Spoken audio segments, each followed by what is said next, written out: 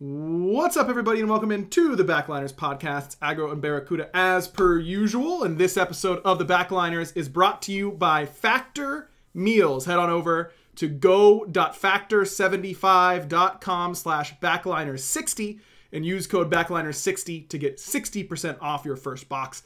That's code backliner60 at go.factor75.com/backliner60 to get 60% off your first box. I have to say 60 so much during that read. I've got to be going off on the 60. What's up, everyone? Welcome in. We are going to do our best. No. I just opened something and then was losing my mind. This is going to be an episode that we are not going to let be 90 minutes long. It won't happen, okay? Oh my god, they can't hear you. Bro, I literally checked my settings beforehand twice! How does this happen? I change scenes and it just stops working? Is that the joke? Is that the joke, Barra? They still can't hear you. This is the most absurd thing I've ever seen in my life. I'm gonna lose it. They still can't. I'm losing it, man. I'm losing it. How about now? Say something. Hello, it's me. Great. Good lord. What's the point, man? Is it working? Yes. Oh, it's okay. the same input that I had when we started. I just changed it off the input and back to the input. I didn't know if it was gonna be one of those left ear podcasts or what. I'm gonna have to start literally during my intro, say 43 times and change the input off and back at the same time. I gotta take my hoodie off. I'm tilted already, man. Good lord. What's the point, bro, of me doing a pre-show check if it's just gonna not work? I swear on my dog's life, okay? Wow. On my dog's life that I checked this exact scene before I went live to see if the audio was working. And it was. And all I did was change scenes, press start streaming. And that's it. That's all I did. Yeah. I don't know what to tell you. Anyways. Wait, you've been on two different scenes? Yeah, well, yeah. Two different scenes for the little transition. Oh, I'm on one scene, then I just click the little eye icon to hide the overlay. Yeah, I could do that, but I've also got I've got the regular overlay and the guest overlay, right? So I've got to determine. Make two scenes for a guest overlay and then your main overlay. Barra, if you want to set it up next week and run it, I would be so happy. I'm just here to give you some advice. If you, here's some advice, Barra. I don't want to hear it. That's a good suggestion. No, you're right. You're right. Right, okay. So you're right. What order do you want to go in? Baronic first, then SPL a little bit, then patch notes, or we are gonna not talk about SPL at all because we have to keep this episode short for the both of us. Is it because we threw too much? We do. Well, yeah, that too. Can't talk about all the throws in just 45 minutes. Right. We wouldn't be able to go over patch notes at all. No, let's talk about Baronic first, and then go into patch notes, and then that's where we're gonna do it. This is the final saga of the old Scarabs, the ship of Theseus Solar Scarabs edition, as a lot of people made good jokes about on Twitter. Baronic has announced that he is stepping down from the team and has wished them luck.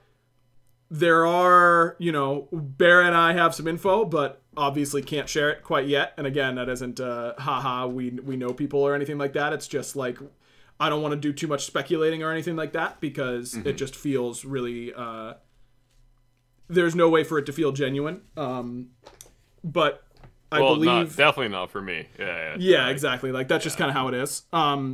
But just isolated, Baronic-centric thoughts. I imagine we're both just going to say a lot of what we saw on Twitter, which is that, it's hard not to feel bad for the guy. He certainly got the short end of the stick during his SPL run.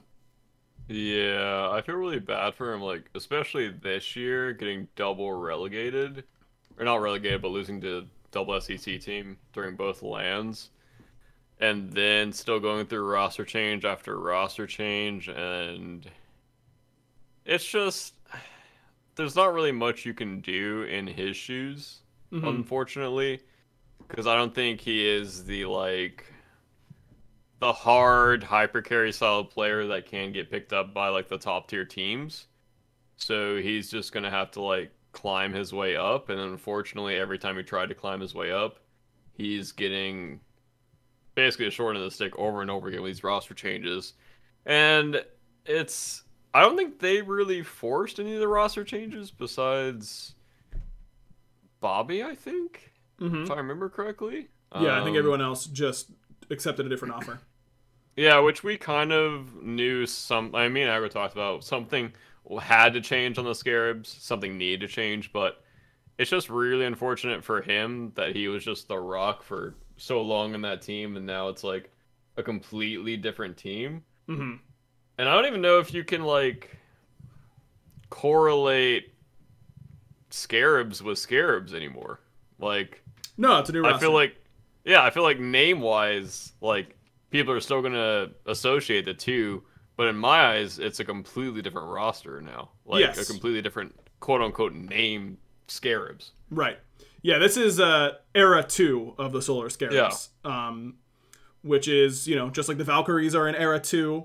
The Titans I would consider in era 2. Hmm. This is how it's going to be, and I don't think that's an inherent problem at all. That happens in traditional sports all the time.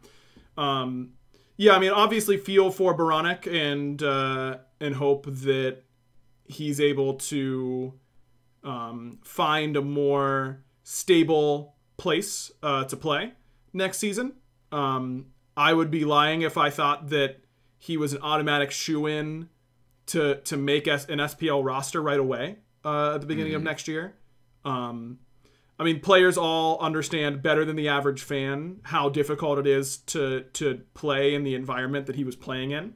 But I think that he still has something. He has some things to work on still that he can improve on at the SCC level, mechanically, Hmm. more than anything else. And Baronic in particular, his playstyle does not lend itself to changing teammates a whole lot. Like you said, he's not the hyper carry Paul mid laner. Yep. He's going to make. He's going to be a key cog in the machine, but he's not going to be the one kind of driving it. So when the other cogs are getting switched out all the time, it's going to be hard for you to do what you want to do. So I certainly have some sympathy in that regard, but I think that, in my opinion, I think that there have been players in the past who I have been pretty low on during their SPL tenure who have gone down to the SEC and impressed me with how they play, and then even through the lens of how they played at the SPL level versus how they're playing at the SEC level. I look at a guy like, maybe this isn't the best example because he hasn't gotten another shot in the SPL, but I look at a guy like Joshi, who I thought was Hmm. like okay, bottom end of the SPL, but was missing some factors.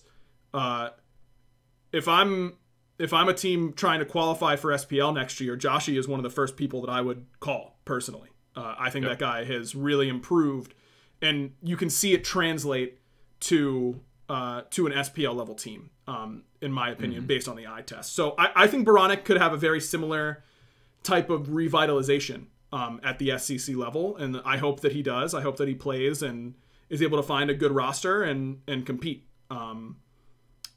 Because it's obvious how important it is to him. But I do not think that this situation should auto qualify him to making an SPL roster next season. In my opinion, even with the circumstances, he has not done enough for me to unquestionably feel like he is a top 8 available mid laner in the world going into season 10. Oh yeah, I completely agree. Which is just kind of unfortunate, but I think you really like nailed it on the head when you were talking about he needs a more stable roster to shine. Mm-hmm.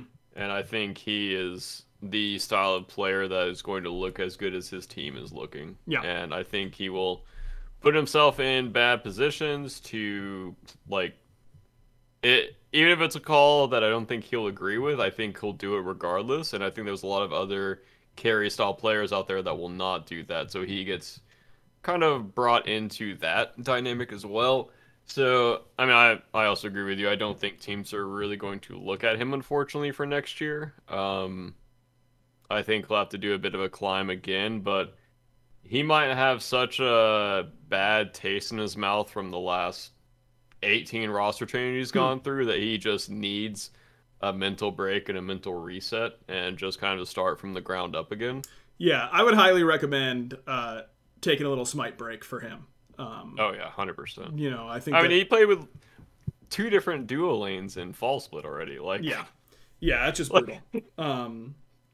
It's just really, really brutal. So that's probably the right idea. I also think that this is a good opportunity for a player who, like Baronic, who had a lot of competitive experience but not a lot of SPL experience, and was never necessarily a leader on those teams, like you said, more of a complementary piece. I don't think that he needs to go to SEC and start hard bodying other mid laners and soloing them. I don't think that he needs to change his playstyle at all. I think that he can be successful with this type of playstyle, but certainly learning how to be more of a leader vocally and in comms and that kind of stuff. Like players who play for a while in the SPL and then go back to the SEC have such a wild advantage in terms of how they understand how to play the map and how to work as a unit, that you just can't, you cannot match that with the SEC's level of practice and competition and all that kind of stuff. And that's not to knock on the SEC. That isn't those guys' primary jobs. SPL is a job. And so if Baronic can take his experience and his knowledge and go down to the SEC and then use that time to build up his in-game shot calling, you know, out-of-game leadership, talking about, you know, what do we want to do, all that kind of stuff, develop those aspects of his game, I think that he becomes a much more valuable commodity in the future. So, you know, hopefully he can get his mental in the right spot and take another crack at it in the future. You know, certainly wishing him the best. Yeah, I completely agree. I just think he needs to be on a top SEC team before he's looked at again. Yeah, probably.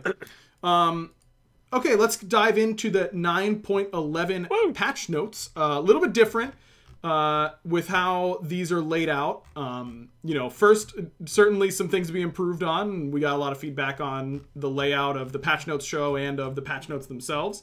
I do think that this is a better way once we get it nailed down. But you know, we'll kind of get there.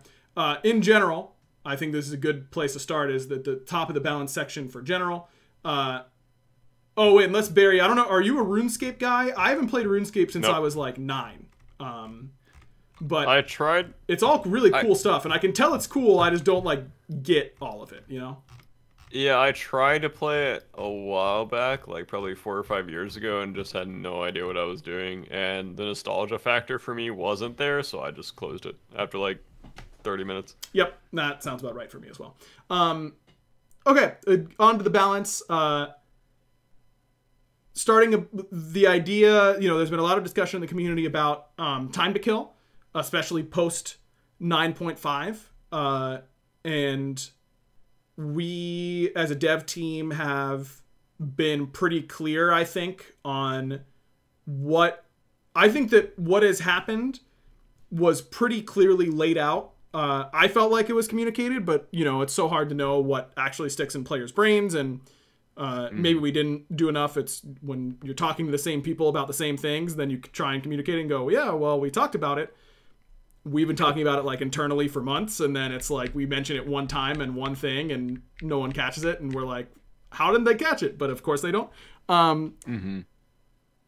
9.5 was the time to kill shift. And then since then, we have been doing a lot of buffs to damage, to items, to all that kind of stuff. And there's been a lot of talk about whether or not we are in a state where we're just completely eliminating the work we did in 9.5.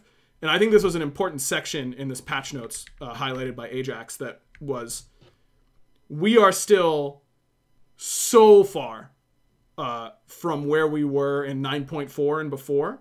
It is very, very difficult to really put in scope all of the cascading effects of 9.5, and we could do we have a lot of room until we get back to where we were in like 9.4. And 9.5 was intentionally very heavy-handed, and because we wanted to make sure we at the very least made it feel different, and then if necessary we could just scale it back little by little and try and fine-tune a little bit. And I think that that's been pretty successful, in my opinion. And so, yeah, I just wanted to see if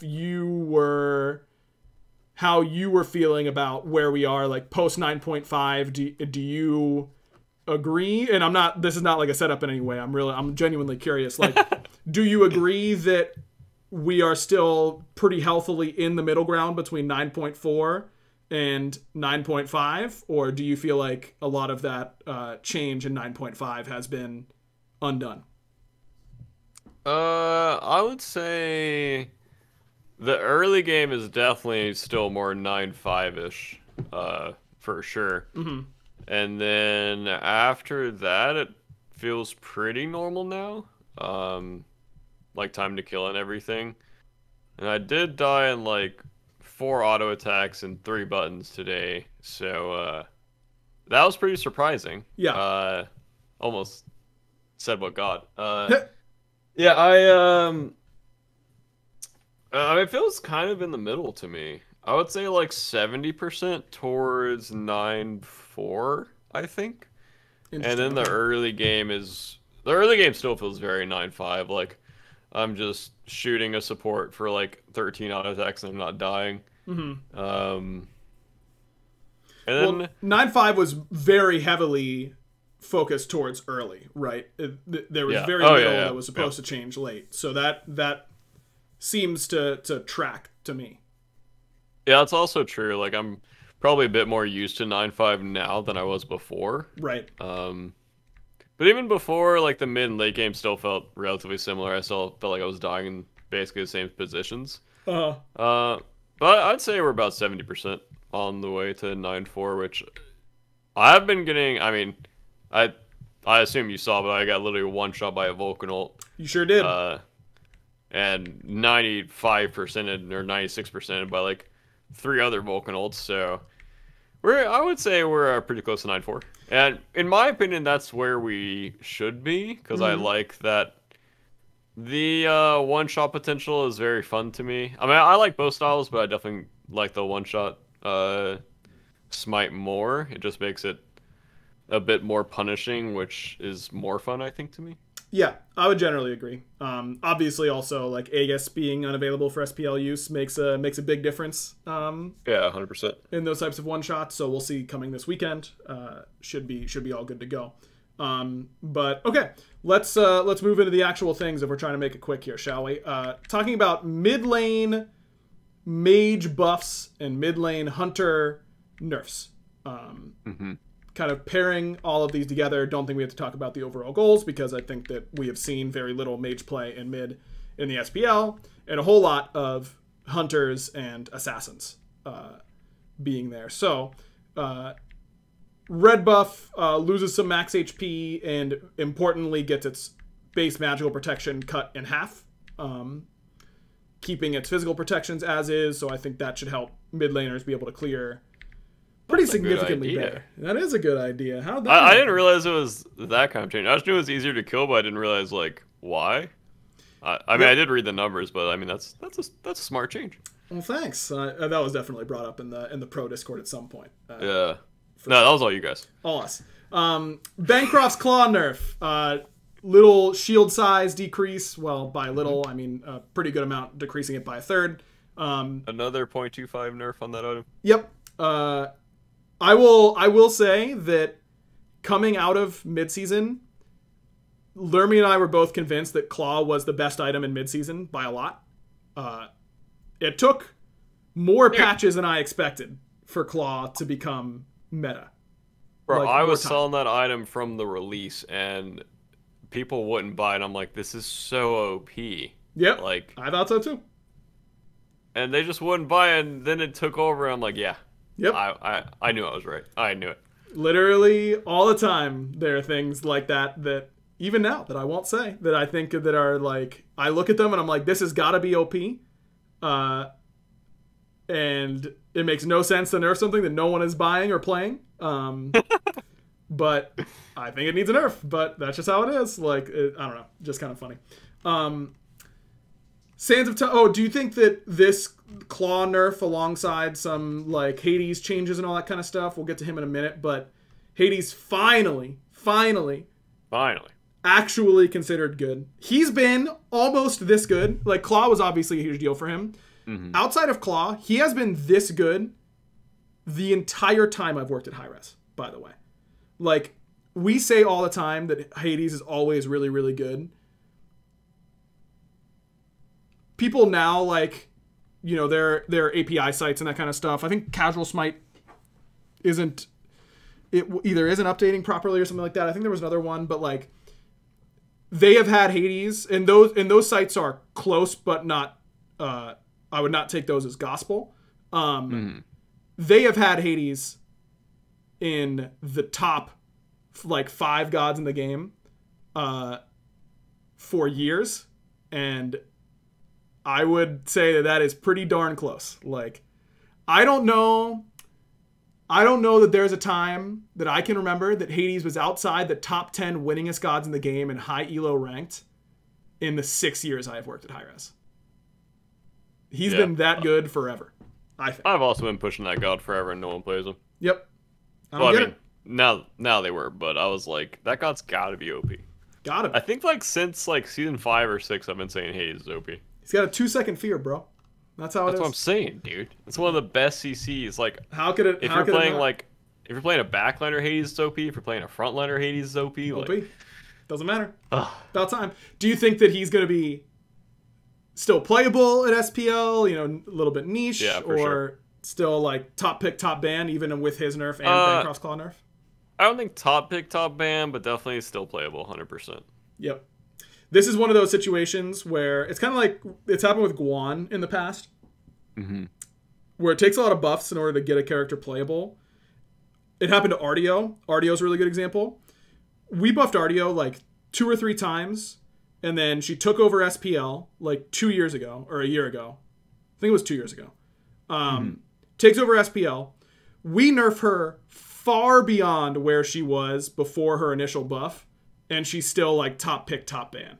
And it's like, what do we do in that situation? Yep. You know, like, what do we do?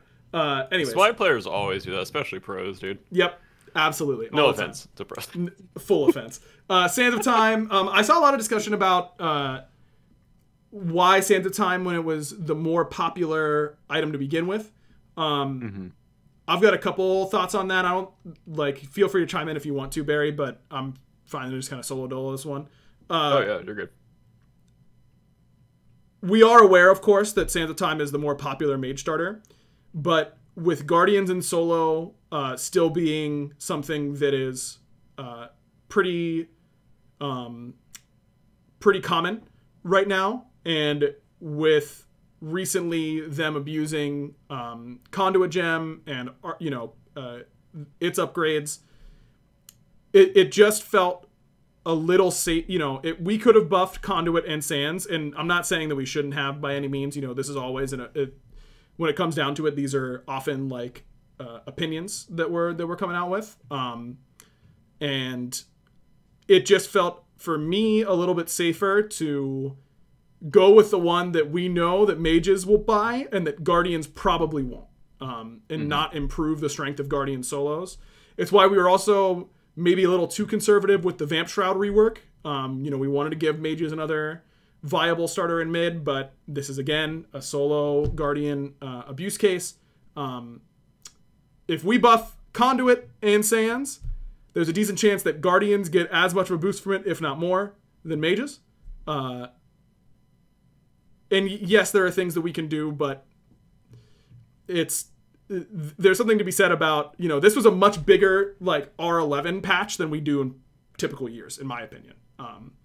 For the patch right before the second to last patch before Worlds, I think that there were a lot of shifts already, and just doing the guaranteed hit instead of going for the perfect home run here, I think makes some sense, even if it looks to be a little odd because we're buffing the one that sees the most play already. Does that make sense to you, Barry? Oh yeah, it makes complete sense. I honestly think it's correct to buff the one that's already being bought, because you know what knob to turn, and you know how much that will affect. Like, with the mage buffs, with the red buff being easier to kill, with this buff on Sands of Time, like, all the knobs are being turned in the same direction. And if you buff Conduits, like, what's really the point? Because this is a guaranteed knob that we know how it will work. Right. So I think this is the correct way to go, honestly. Thanks, Barry, for backing me up. You're welcome. Thoughts on the Vamp Shroud rework? I know... I love it. Yeah? Because, like, thinking about buying Slime in AC, it's like, oh, you don't have Mana Sustain, so you can't. And now you have, like, a decent amount of Mana Sustain with the MP5, and I assume you have still have the passive with your hit minions. Yep. So yeah, I think it's a really good change, and it takes it, in my opinion, away from a soul laner item a little bit with the Fizz Prots and health, and makes it into a mid or dual lane item, which is fine for me. Love to see it. I think you can still go in solo if you want to, but I don't think it'll be as efficient, because the lifesteal is probably not as good, and the power is probably nice, but yeah. Yeah, maybe Hades wants to go this, maybe, but his tainted start has been really good, though he's losing a lot of early clear. All right, we got to pick it up. As per usual, we are behind. Soul Gem, decreased stacks. Now only need 3 to trigger the passive. I think this makes this... I'm a notorious Soul Gem hater. I've always been lower on Soul Gem than most other mid lane players. Your boy's buying Soul Gem with this change, for sure. OP. Makes a huge difference. OP. Small Chronos Pendant buff, Agni buff. Jake's loving it. Yep, Benny's loving that too. Agni buff, pretty good Agni buff, I would say. I would expect to see some Agni. Yeah, I'd expect to see a lot of Agni. This plus the Soul Gem buff, big. Yeah, that is big for that character for sure. Anubis, now 11 seconds flat on the one. This has got to make this god really good and ranked at the very least. Like, you should be power farming like crazy on this god now. A 4-second cooldown reduction at level 1. That is nuts. This is a big buff to Anubis support. This is Anubis support's worst ability, Barry. That's why we had to buff this one instead of anything else, because Anubis support is right on the precipice. You put 1 point in that for 14 levels. Yep, that's all you gotta do. I mean, it's OP. OP. Discordia, that's a good support mage. Nothing too exciting there, but yeah, nice healthy buff. That's not the biggest change. Nice little 10 across the all the numbies. Yeah, I was looking at the little individual bouncy balls that come off this ability. We can't buff that, bro. It does so much damage. Here's the thing, chat.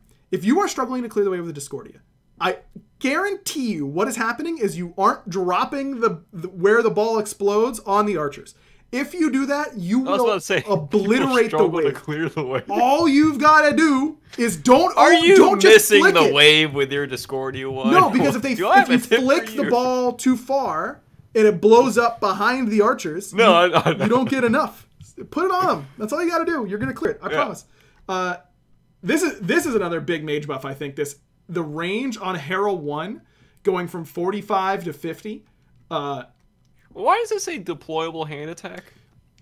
Yeah, that's how we would refer to it internally. I don't know if AJ just like missed it or like didn't Maybe this is how we typically write these patch notes. I don't know.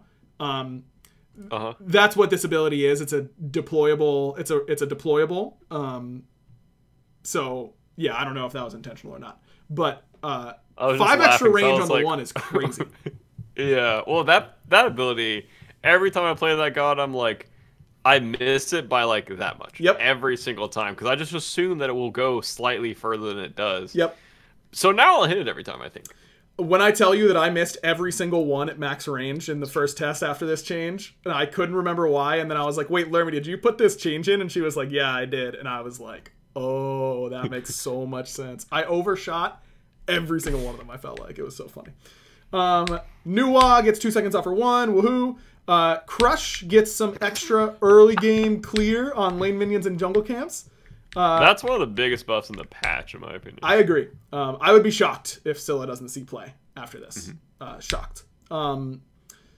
Zeus, little help for the boy.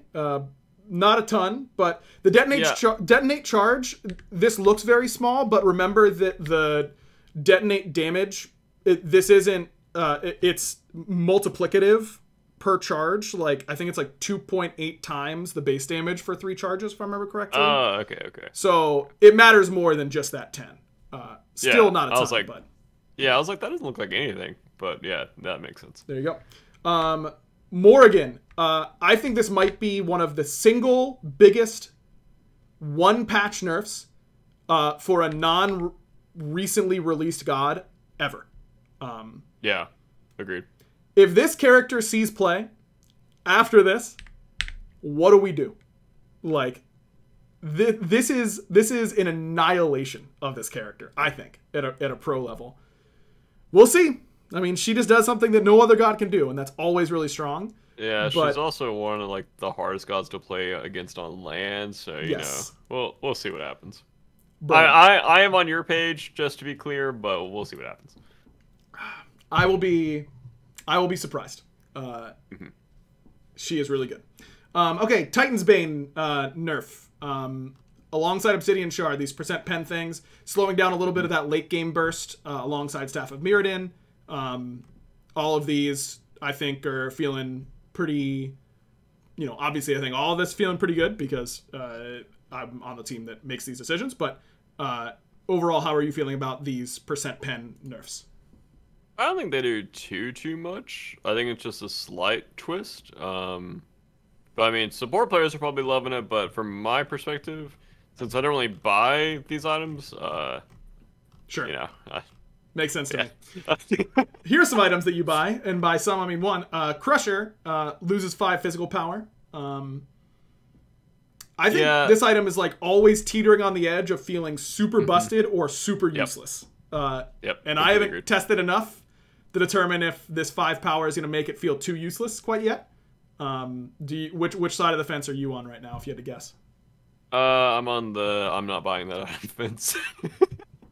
Nice, we did it. But I'm also already not buying that item. Well, you know, fair enough. You know who is? AMC. Not anymore. Not anymore. Maybe. Decrease the swarm damage. It always surprises me how low this base damage is. Whoa! It is so low. No, I didn't realize the top end was cranked down that much. Yep, lost 30. Remember, it does apply bees, which is a big deal because it double applies bluestone. Once for bees, once for the swarm damage itself. It's what makes him so good at clearing. And then Stinger, this change... Wait, it does? Yeah, Barry. I'm not trolling, I didn't know that. Okay.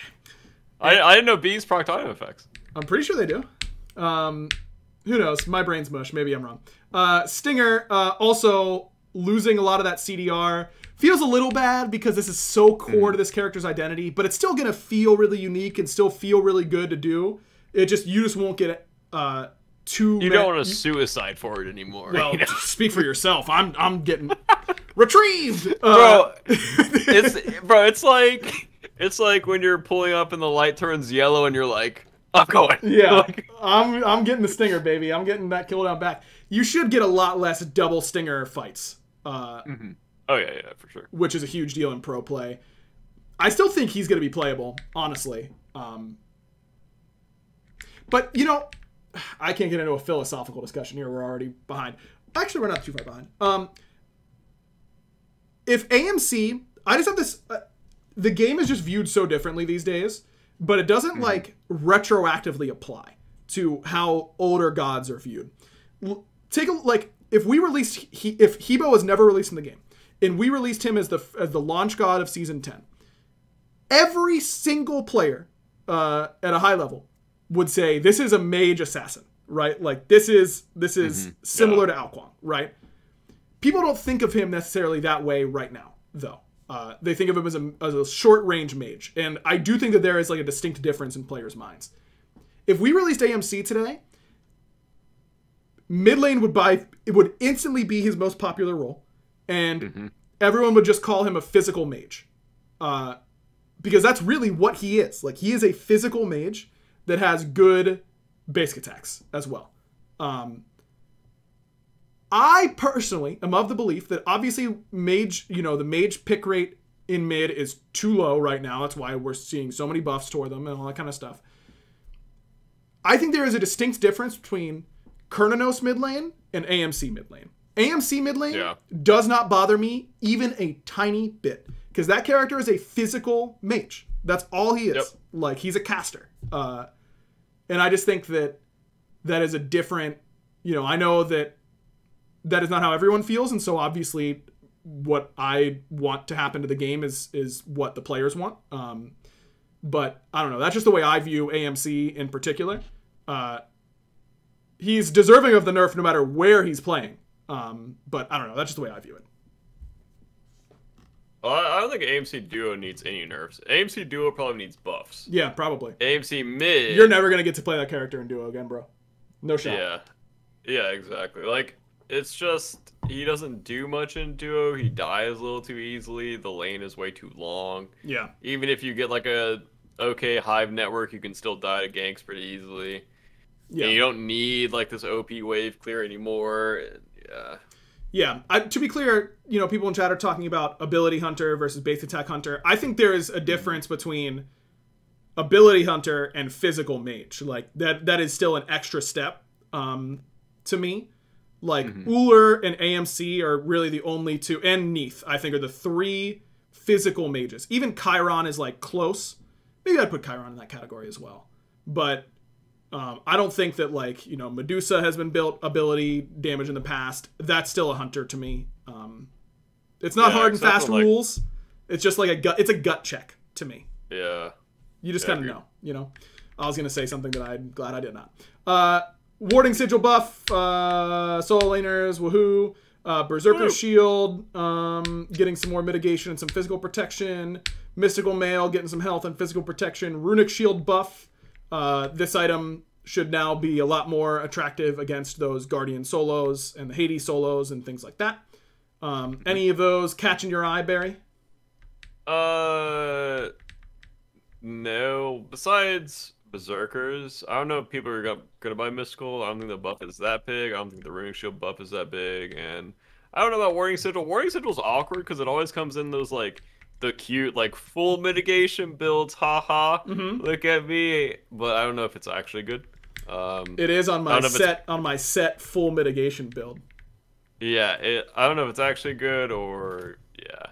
We'll see if the SPL soldiers buy it.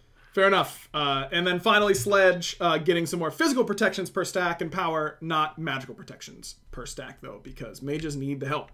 Some Thorns buffs, baby. More reflect damage on Thorns of Overgrowth, and allowing you to reflect more before it breaks. Same with Thorns of Sapping on the reflecting more damage, but increasing the lifesteal debuff on this. Do you expect to get Thornsed? I do wholeheartedly expect to get Thorns, and I will accept it because Devos are in a good spot. If Trans was the build, I would be like, I'm gonna die, but since we have a good lifesteal item, it's not too bad. There you go. Hades, decreased that detonate damage. Big deal for his early game, which is where he's the most abusable. Well, he abuses others in the early game, making him less good there. Slightly better in the late game, but that number really doesn't matter at all. think this will be pretty effective. Gilgamesh, now getting HP 5 while the 1 is active. I saw some feedback on this that people didn't really feel like that this, they wanted damage buffs back on him and all that kind of stuff. And I'm just permanently scarred on Gilgamesh Jungle, as I'm sure every pro is. Yeah. Yeah. Something that he lacks in solo that a lot of other warriors have is some in-kit sustain. You should be able to keep the 1 up and running very easily in solo or in jungle, but I think that HP 5 should theoretically matter more in solo. We will see if it matters. Very possible that it could not, but I like the direction. We'll just see if it's effective enough to make him good enough in solo, but not abusable in jungle. Yep, I agree. Good change. Wukong. I think this passive buff is kind of going under the radar. This is kind of a big deal. Doubling the protections he gets from his passive, and then increasing the slow on the 2 and the attack speed slow from 2 to 3 seconds. Yeah, I think that change is pretty massive. Yeah, I think Wukong is good after this. Yeah, it depends on how his laning phase is and if he gets blown out by the other more aggressive Tyr, Mulan, Hades, the more aggressive solo laners. Mm-hmm. If he doesn't get blown up by those, he has a place. But also, I think tank Wukong and hybrid Wukong are absolute garbage, and full offense Wukong is basically the only way to build him. Yeah, I really think that jungle Wukong I'd be willing to mess around with, and if mages aren't good enough to automatically be the picks in mid, Darnaz was playing Raven mid, bro. Give me Wukong with these buffs over Raven mid 14 days a week. It's not. Well, that was close. without Aegis, to be fair. So. That is without Aegis, which is a big deal. But I agree that Wukong is a better damage character than tank character. I might be running it down with some Wukong mid in a ranked game soon enough. Okay, some quick relic changes as well. Any of these stand out? I'm not gonna even read them. You just tell me if they're just pipe up if any are getting there because we're getting to time. I haven't seen any Bracer of Illumination ever. Yep. Drowned Ankh. Do you think you will? I don't know. Probably not. I think the other one's just a bit more consistent, but I literally haven't seen it so much to where I don't even know the range on it or what it does. Okay. I just know it sends something that flies around back and forth, so I don't know vision control, baby. It's good. Yeah. We'll see. Yeah, Drowned Ankh buff pretty good. And the knockback mid also pretty good. Scorching Blink. I mean, you're gonna buy it regardless, one way or the other. I think it'll just make people happier when they hit it. Trembling, horrific, kind of funny. I don't know if people actually buy it, but it'll be funny to watch someone get trembled for 3 seconds. It's a long time. And then I already liked Hissing Wings, and I already liked Entangling, but I think they're slightly worse than the other support relics right now, so I don't think we'll see those. Sundering Siphon is a good change, because I think that was really good on release, then over nerfed to where it would die, so now I think we'll see play again. Spirit Rope buff, I do think this item was a bit too much anyways for supports right now, so good change. Then also I think Thieves need a buff as well, because supports were getting blown up nonstop. Sylph buff is cute, but I don't know if it actually changes much. I think he will just die in the jungle if he's going to die, or he'll pop off. And then Xing Chen buff, pretty good. Gilded bought that today, and it's still bugged, so we'll see. Griffin Wing, like this change a lot. I think will actually be pretty good on Ishtar. And maybe a Hachi and other ADC, maybe a Hui as well, where you don't need the extra damage, where your kit can kind of give you the damage that you're missing. Kronos probably still a dead god. I think he just Kronos' main problem is his kit, in my opinion, and he just needs 3 items. He needs to start the game with 3 items before he feels like he does much. It would be good. Dan's buff is pretty nice, and I like that a lot. But I think he's still a good gankable dual laner, so I don't know if he will be seeing a lot of play. Also, I think he's worse with Aegis being back in the game.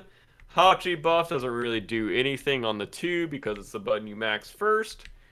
Hachi 1 got a slight buff, so that's cute. Don't know if that will make me pick Hachi. Then Ishtar, I do think that's pretty nice. I assume it's after you hit someone, You get an iframe. I don't know how long that iframe is. I assume it's when Yeah, hit you them, just though. get it earlier. You got them Okay. already, but it's just that it comes out earlier. She had like 100% pick ban on SPL last weekend, which is kind of Yep. crazy. Yeah, her. I don't think she was that great, and then her most recent buff put her like on that like bar of I'm probably not gonna pick her to like I'm definitely gonna pick her. Yeah, which is great. Happy to see her play. And I don't know anything about Serrated. People just buy that item sometimes, and yeah. Then Bastet got a small buff to her 2, and I think she was already seeing play sometimes when she was a good pick, and I think she was like a counter pick to Dodgy here and there. I think Scream was picking in a Dodgy if I remember correctly. And then Kleena, just a small buff. Nice little 10%. I don't. Kleena's weird. I think Scream was playing her as well recently, if I remember correctly. Yeah. There you go. I love how I was like, just take whatever ones interest you, and then you actually touched every single one from there. But you did so quickly and efficiently, and I'll give you credit for that for sure. That was good. Thank you. Okay, it's time for us to get to that's patch notes. We'll be able to talk more about roster stuff next week. If we talk at all next week, we might actually, since it's Thanksgiving week, I have family in town. We might be taking next week off. Of course, check our Twitters, all that kind of stuff for all that information. And of course, we'll be talking as well in our community Discord, our Patreon Discord, which if you want to join, as you should, because I'll be posting some delicious Thanksgiving food pics in there, of course, this upcoming week. Patreon.com/backliners is the place to go if you want to support us directly. And that's where we're grabbing our random questions of the week from. So let's, we can nail these off real quick too. Hyru asked our favorite cartoon/kids TV show growing up. They liked Kids Next Door and Ed, Edd n Eddy. 2 great shows, but SpongeBob was formative for my sense of humor, to say the least. As someone who never watched SpongeBob, I will say, does like Toonami count? Like Dragon Ball Z? Yeah. Most of the shows on Toonami, I loved. That was what I watched most of the time. I think overall, I would probably say Samurai Jack. Great show. I really like Samurai Jack, and I went back to watch Ed, Edd n Eddy, and it is terrible. Yeah, I could definitely see that. Awful. Yeah, I could definitely see that. I imagine that did not age very well. No, it like if someone has a soundboard in front of them, it was like someone pressed a sound every second or 2 seconds, and I'm not exaggerating. Yeah, that like, sounds about right. Can you confirm one thing for me though? I was actually thinking about this not too long ago. I think I would probably hate watching Ed, Edd n Eddy back, except for one character who I would think is funnier than ever, and that's Rolf. I feel like I would think that Rolf is funnier than I've ever thought that he was as a kid. I thought he was just weird as a kid and didn't really get it. I feel like his like really random things that he would say, just total non sequiturs, would really like crack me up as an adult. Yeah, I can see that. Yeah, shout out to Rolf. All right, Otters wants to know, what game do you look back on fondly and have good memories of playing, but there's a 0% chance you ever play it again? It's not 0% because occasionally Mifflin and I'll fire it up and play a little bit. But Battle Right is a game that that I loved. That is dead, Sag. And then of course like a lot of old like GameCube games. Castle Crashers on Xbox 360. Oh. Yeah, hard to beat the nostalgia, a good night of staying up with all your boys, playing split-screen Castle Crashers, crushing Mountain Dew cans all night long. Whew! That was the life, baby. You just... Wow. Mine was going to be Modern Warfare 2, but Castle Crashers hit different for me. When you Modern Warfare 2 I feel like I could still go back and play. I'm not playing the new one because I will at some point, but it makes me mad that they just call it Modern Warfare 2. Again, it made me mad when they called the last one Call of Duty Modern Warfare, and they've already made Call of Duty Modern Warfare. It just feels so disingenuous, you know? I feel like the first like lot of Call of Duties was really good. Unbelievable. And then it like exploded after that. Yep. in like a bad way, and they just started like adding too much to the game, Yep. and then it just went downhill in my opinion. And I just completely It's stopped also playing that it. we're old. But That is also true. Like, I remember watching a YouTube video recently about they should bring back like the old Modern Warfare 2, and it was like, do you really miss getting noob tubed off spawn for like a nope. month straight? And I was like, you know what, you're right. No. I don't miss that. I don't miss don't that, but actually. that's why I was just better at noob tubing than them, so it didn't matter. That was a terrible meta, dude. Your boy knew every spawn tube in the game. You weren't allowed to run by the Jeep on Afghan out of spawn unless you wanted to get killed. Yep. My friends and I would spend hours in private lobbies just figuring out spawn tubes. It was great. I love it. Yeah, I did the same with nades on like control points and like I don't even know what the game type was or the name of the game I don't think type. they had hardpoint yet in Modern Warfare 2. I think hardpoint was introduced in Black Ops 2. Yeah, I think it was before. It was some like zone control, and I needed to throw a nade. It was some snow map with like the outside like bridge or whatever. I cannot remember what Sub map that base. was. Yeah, there's so many nade spots on that map, like into mid and into the one. I think it was like A or whatever in that tiny building. Yeah, I can't remember the name dude. anymore, but yeah. I went to a wedding of one of my friends I used to play game battles with back in the day. My friends and I were search and destroy game battle stars. I say stars loosely, but we were a very good team. Got front page one season. That's all I'll say. That's top 25. Nice. And we were literally just like pulling up all the old maps, and I could still remember exactly what we all did on offense and defense as a team, like where everyone individually went, what angles they watched. I remembered all of my loadouts, like where I would go. Man, Dang. what a great time that was to game. I miss that time for sure. Okay, Timmy Two Shots asks the favorite spin-off of a pro player's name in ranked, like Pielma, Walmart Zapman, 2Rs, 2Cs, 2Ds. Great name, of course. Yeah, I feel like favorite spin-off of a pro player's name. The only one that's coming to mind is a spin-off of himself when Zapman was Jenny from the Block for a long time. That wasn't a spin-off of his name, of course.